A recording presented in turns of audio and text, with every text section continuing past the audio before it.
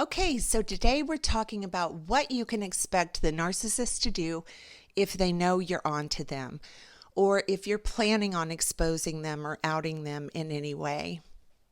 Before you do that, it's very important that you understand what the likely outcome will be. First of all, narcissists are fiercely protective of their false self, their false reality that they've created, this false belief they have of perfection and superiority, this narrative that they have created in their mind. They are not ever interested in hearing anything or any other version of reality that does not support this false self and the beliefs that they hold about themselves. And when that is in jeopardy to them, it feels like a life or death situation. They are terrified of exposure. And because these people lack impulse control, empathy, or any feelings of guilt or remorse, this can be a very, very dangerous time for the victim. The narcissist knows in order to get back to feeling safe and secure in their make-believe world, that they must establish control and power over you. The first thing you can expect the narcissist to do is hit you with tons and tons of gaslighting. If they believe you're on to them, they're going to do whatever they can to change and manipulate your new beliefs. And they do that with gaslighting. They will try and convince you that you're wrong about them, that you didn't see what you saw, that you didn't hear what you heard. Your interpretation is wrong. Your mind is operating incorrectly. Your mental health is slipping. But they are the same wonderful, perfect person they've always been, and you are the problem. It's not them, it's you. They want to get you confused. They want to get you to a point of second guessing your conclusions. They want you to doubt yourself by whatever means necessary. So everything goes back smoothly to the status quo. If you are in a relationship with this person, you can count on part of the gaslighting consisting of love bombing. They will lay on the love bombing thick. They want to get you back under their spell ASAP, and one of the best ways to do that historically for the narcissist is by utilizing love bombing. Secondly, you can count on them using projection. All narcissists are brilliant when it comes to using projection, which is that they blame you for the exact things that they are guilty of.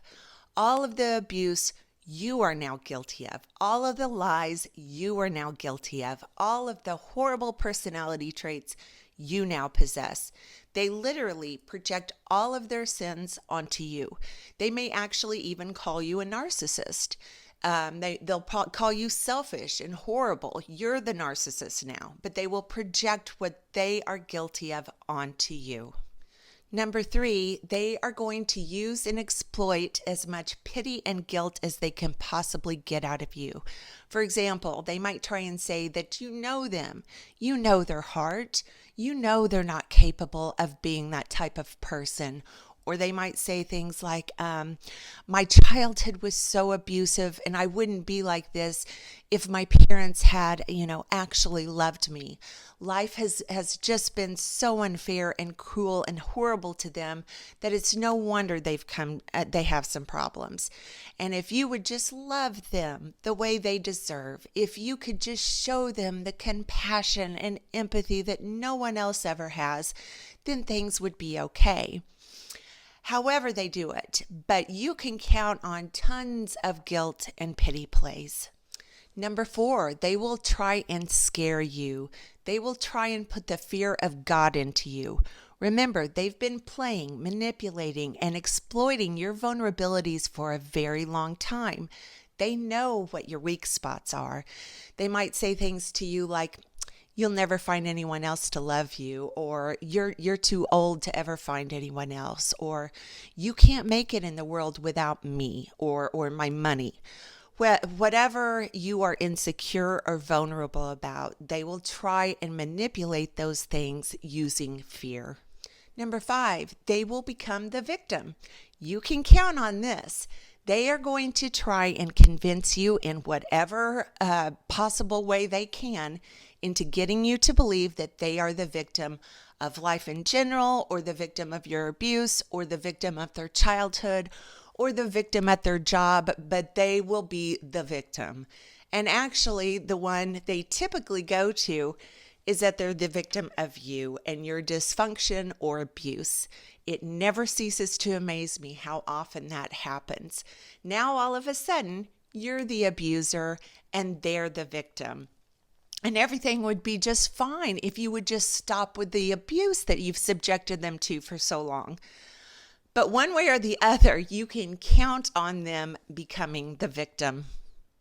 Number 6, they very well could go into a narcissistic rage.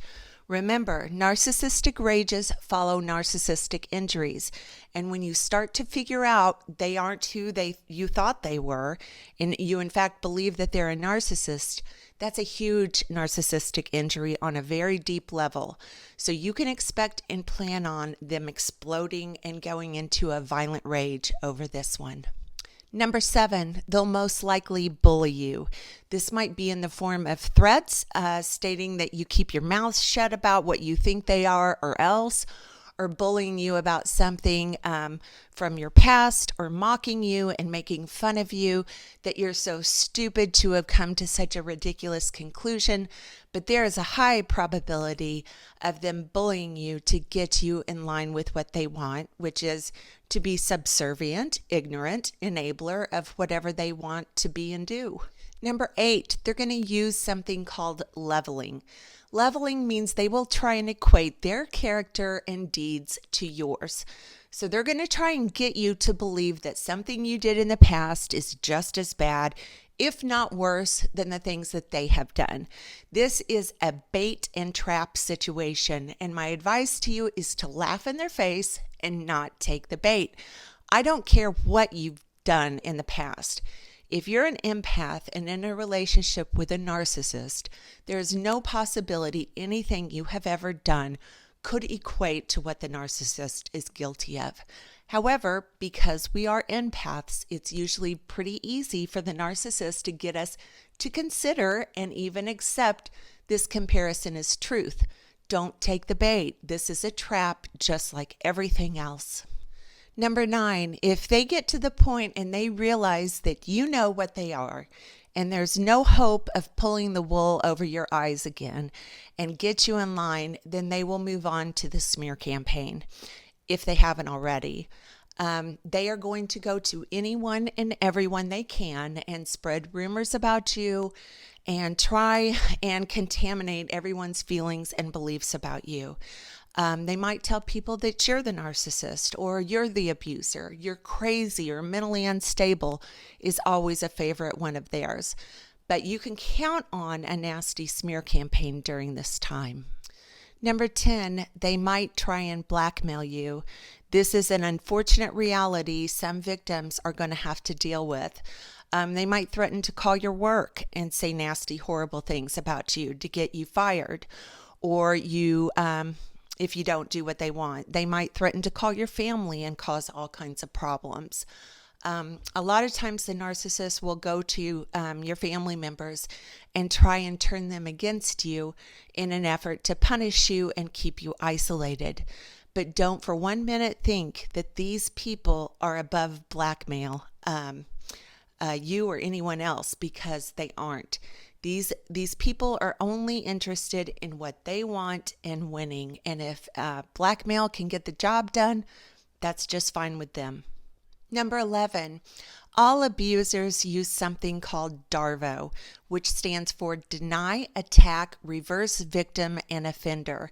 It's basically the formula they use to blame their victim for what has happened, and they become the victim of you. Most sexual predators will use DARVO when caught. So they will deny it happened, attack the victim's credibility or reputation, and make themselves the victim and the victim the offender. And narcissists are famous for using this simple formula. What's important for you to remember, if and when you see this happening to you, is that you do not react with emotion or by getting defensive. That's exactly what they want you to do. Instead, say, nice attempt at using Darvo. Better luck, next time with your next victim. In closing, it's really important that you have support during this time period from people who know what you're going through, because you're going to be struggling with the trauma bond and cognitive dissonance on top of everything else. So your mind's likely to play tricks on you for a while, going back and forth between, yes, he or she is a narcissist, to being very unsure of yourself again. And that's an after effect of psychological abuse. So you need support from people who can help keep you grounded in the true reality. So whether you get help from a narcissistic abuse coach like myself, or an educated therapist, or a narcissistic abuse recovery support group, but please reach out for support during this time. That's critically important to your recovery and keeping you safe. Okay, that's going to do it for today's video.